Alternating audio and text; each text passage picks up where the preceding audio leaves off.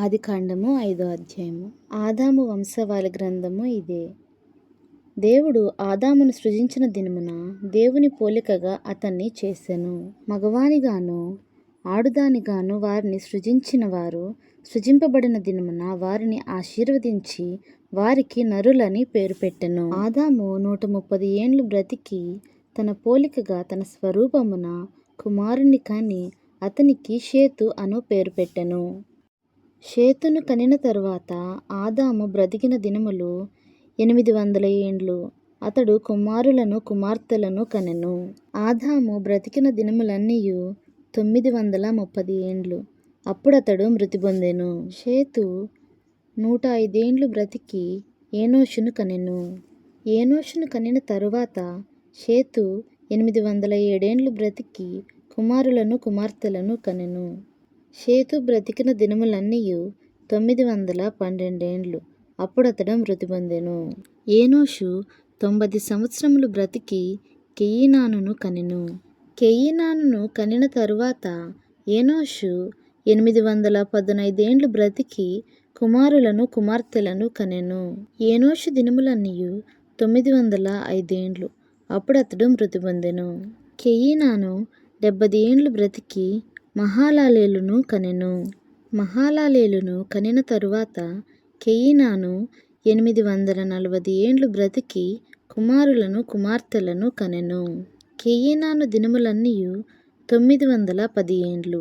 అప్పుడతడు మృతి పొందెను. మహలలేలు 65 ఏండ్లు బ్రతికి ఏరెదును కనెను. ఏరెదును కనిన తరువాత మహలలేలు 830 ఏండ్లు బ్రతికి కుమారులను కుమార్తెలను కనెను. మహలలేలు దినములన్నీయు 895 ఏండ్లు. అప్పుడతడు మృతి పొందెను. ఏరెదు 162 ఏండ్లు బ్రతికి హానోకును కనెను. హానోకును కనిన తరువాత ఏరెదు 800 ఏండ్లు బ్రతికి కుమారులను కుమార్తెలను కనెను. ఏరెదు దినములన్నీయు 962 ఏండ్లు. అప్పుడతడు మృతి పొందెను. హానోకు 65 ఏండ్లు బ్రతికి మెతూషేలును కనెను. హానోకు మెతూషేలును కనిన తరువాత 300 ఏండ్లు దేవునితో నడుచుచు కుమారులను కుమార్తెలను కనెను. హానోకు దినములన్నీయు 365 ఏండ్లు. హానోకు దేవునితో నడిచిన తరువాత దేవుడు అతన్ని తీసుకుని పోయెను కనుక అతడు లేకపోయెను. మెతూషేల 187 ఏండ్లు బ్రతికి లేమెకును కనెను. మెతూషేల లేమెకును కనిన తరువాత 782 ఏండ్లు బ్రతికి కుమారులను కుమార్తెలను కనెను. మెతూషేల దినములన్నీయు 969 ఏండ్లు. అప్పుడతడు మృతి పొందెను. లేమెకు 182 ఏండ్లు బ్రతికి ఒక కుమారుణ్ణి కని భూమిని యెహోవా శపించినందువలన కలిగిన మన చేతుల కష్టం విషయములోను మన పని విషయములోను ఇతడు మనకి నెమ్మది కలుగజేయననుకొని అతనికి నోవాహు అను పేరు పెట్టెను. లేమెకు నోవాహును కనిన తరువాత 795 ఏండ్లు బ్రతికి కుమారులను కుమార్తెలను కనెను.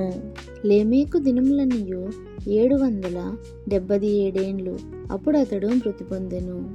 నోవాహు 500 ఏండ్లు గలవాడై షేమును హామును యాపేతును కనెను. దేవునికే మహిమ కలుగును గాక. ఆమేన్.